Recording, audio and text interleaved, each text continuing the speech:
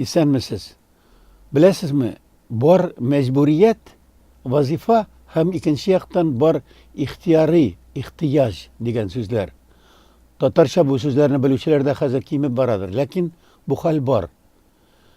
Менә шундый очрак булды күптән түгел. Уфага барган Татарстан президенты Рөстәм Миңнеханов татарча чыгыш ясады. Мөгаен, ул шулай эшләргә тиеш дигән бернинди күрсәтмәдә булмагандыр. Ул бит президент, һәм анда залда утыручыларның күбесе татар түгелдер әле. Һәрхәлдә яртысыннан күбесе. Ләкин ул татарча кагазга карамыйча чыгыш ясады һәм шаккаткан Удмуртия җитәкчесенең үзенчә аңлавына яки аңламауына җавап итеп ул әйтте: "Татарчаны Россиядә белергә кирәк, чөнки Россияны икенче халык" дип әйтеп елмаеп куйды. Көлештеләр, ләкин бу хәл истә калды һәм бу эпизодны бөтен интернет, бөтен татар дөньясы бик рәхәтләнеп карады. Татарстан президенты каһарман булып күренде. Исәнмесез, кадерле дуслар. Сезгә Татарстандан кайнар сәлам. Сезне чын күңелдән бәйрәмегез белән, юбилеегез белән котлыйбыз.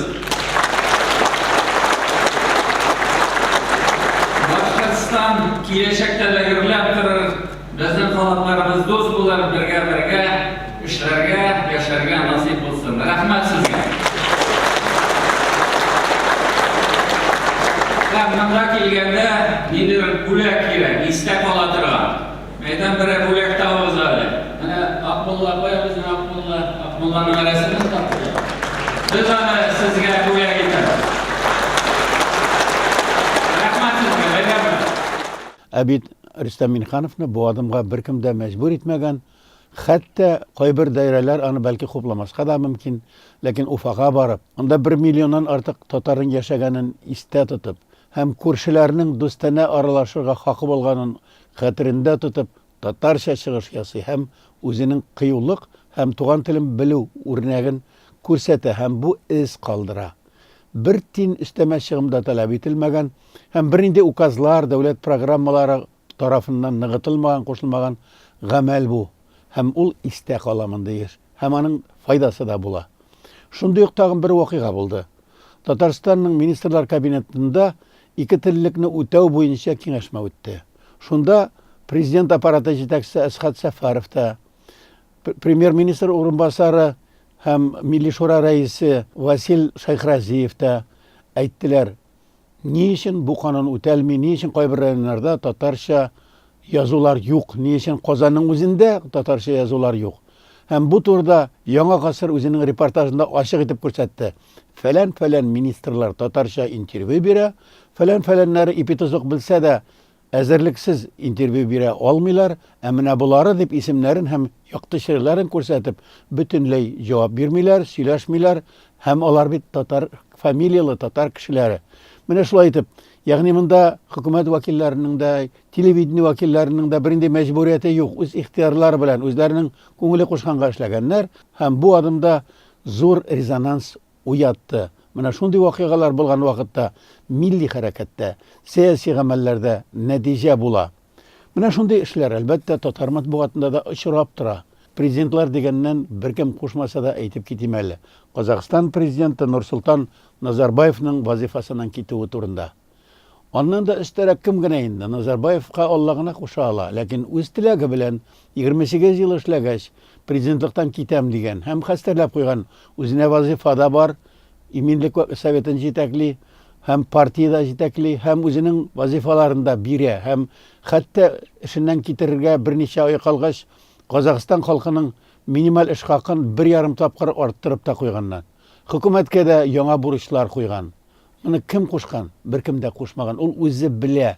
Ягъни бу мәҗбүрият түгел, ә ихтияри үз күңеле белән эшли. Әйтергә кирәк, Татарстан җәмәгатьчелеге бу вакыйга уңай карады, чөнки абруе бар. Назарбаевның Казанда, Татарстанда 4 тапкыр монда сәфәрдә булган ул, һәм анда әйтелеп китә, Казакстан өчен бик кайгырырга кирәкми, ул үсеп бара торган ил һәм хәзер мөстәкыйль ил. Осми дигән изотопның барлыгын ватаным Татарстан ассызыклап әйтә. Шушы изотопның бәясе алтыннан 300 тапкыр кыйбатрак икән бит. Бары тик Казакстанда гына ирекле итеп шулай чыгарып читкә таратылырга мөмкине бар икән. Әлбәттә, Казакстанның башка байлыклары да бар. һәм үзенең потенциалы бар, ул үзгәрергә тора. Һәм бу эшләр барысы да кемдер кушканга түгел, кемдер дилбегәгә яки тезгенгә түгел, үз ихтиярлары белән яши торган мөстәкыйль ил. Һәм бу илдә татарстанлылар һәм татарлар үзләрен яхшы хис итәләр. Һәм шушы анда үрнәктә, мәсәлән, Татарстанда башта латин әлифбасына күчергән омтылыш бар иде. Казакстан хәзер үзе кичә, чөнки үзенең хокуклары бар. Һәм үзенең телендә дәүләт структураларында эшләү, парламент утырышларын үткәрү. Казакстан моны үзенә булдыра ала, чөнки ул мөстәкыйль ил. Һәм безнең өчен бу чыннан да бу гыйбрәт. Бу турыда Ватаным Татарстан газетасының репортажы Карт Арысланның китүе дип атала. Әйтергә кирәк, күптән түгел бер кызык юбилей булды. Мунча ташы һәм аның җитәкчесе Гамил Әсхәдулла үзенең юбилееннан чыгышлар ясады. Һәм Шәһри Казанда шундый мәкалә бар. Балаларым яше белән яшим. Ни өчен игътибар итәбез бу эшкә? Гамил Әсхәдулла бөтенләй театр тарафыннан эшкә алынган кеше түгел. Гомумән бу театр юк иде. Әле дә юк дияргә мөмкин, һәм соңгы елларга кадәр аның бинасы да, штаттагы хезмәткәрләре дә юк. Ә театр бар, чөнки кешеләрнең идеясе бар. Шәяру яки анда чәнечкеле юмор белән хакыйкатьне күрсәтү гадәте бар, һәм милләтнең оптимистик рухта яшәтү гамәле бар.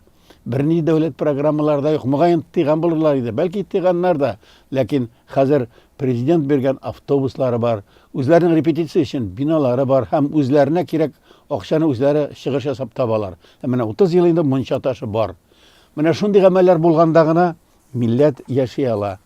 Татар матбугаты мондый каһарманнарны бик нык ярата. Менә Мәдәни җомга бу газеттә Габбас Мөхәммәтшин дигән шәхеснең язмышы турында мәкалә бар. Сөембикәгә ай куючы. Без белә идек Габбас әфәндене. Ул авыр язмыш кичергән. Аның әтисе яшь кенә килә, ятим калган, үзе әтисеннән Лениногорск районында үскән бу кеше. Шулай кыенлык белән булса да, ул үзе хуҗалык эшләренә килгән. Ә Мәдәният министрының урынбасары булгачтын, иң яхшы кызыклы музейлар, мәсәлән, Ваяз Исхакый, Салих Сайдашев, Бакый Урманчы, Евгений Баратынский музейлары төзелгән. Сынлы сәнгать музеена фондлар саклау һәм күргәзмә оештыру өчен ике катлы биналар. Ирек мәйданында концерт залы төзелә. Әлбәттә, монда ул вакыттагы Татарстан җитәкчеләре, премьер-министр Мөхәммәд Сабировның да хезмәтен истә алырга кирәк.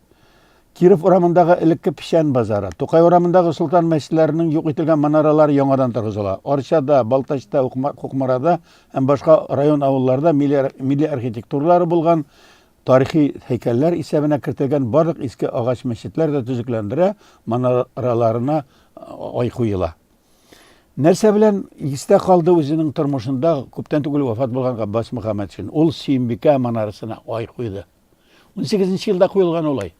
30 елларда бәреп төшергәннәр. Әлбәттә, Сөембикә манарасы турында теләсә нәрсә сөйләргә мөмкин. Аны фәләннәр төзегән, фәлән вакытта ул безнеке түгелме, мәчетме, түгелме. Ләкин татар халкының күңелендә Сөембикә манарасы, шушы манара торган урында шундый манара бар. Иң югары, иң кадерле ядкәр бар анда. Шуңа күрә аны безнең халкыбыз күрә манаралы итеп. Һәм 1990 елда суверенитет турындагы декларация кабул итәргә бер атна калгачтан мендерде Габбас Мөхәммәтшин. Аның бит айында ясарга кирәк. Аның бит рөхсәтендә алырга кирәк. Яки алмаган киштә нинди гамәлләр эшләргә кирәк. Аны бит күтәрергә кирәк. Инде минчә еллар үткәннән соң да ул шушы ай һәм манара турында китаплар да чыгарды. Үзенең хезмәт юлында Габбас Мөхәммәтшин үзенең тормыш юлында күпме изгелек, күпме кыюлык, фидакар гамәлләр башкарды. Кем кушкан иде? Габбас Мөхәммәтшинга берәр фарман бирелгәнме, махсус финанслар бүленгәнме, юк берсе дә. Менә шул турыда яза Фирдәүс Хуҗин.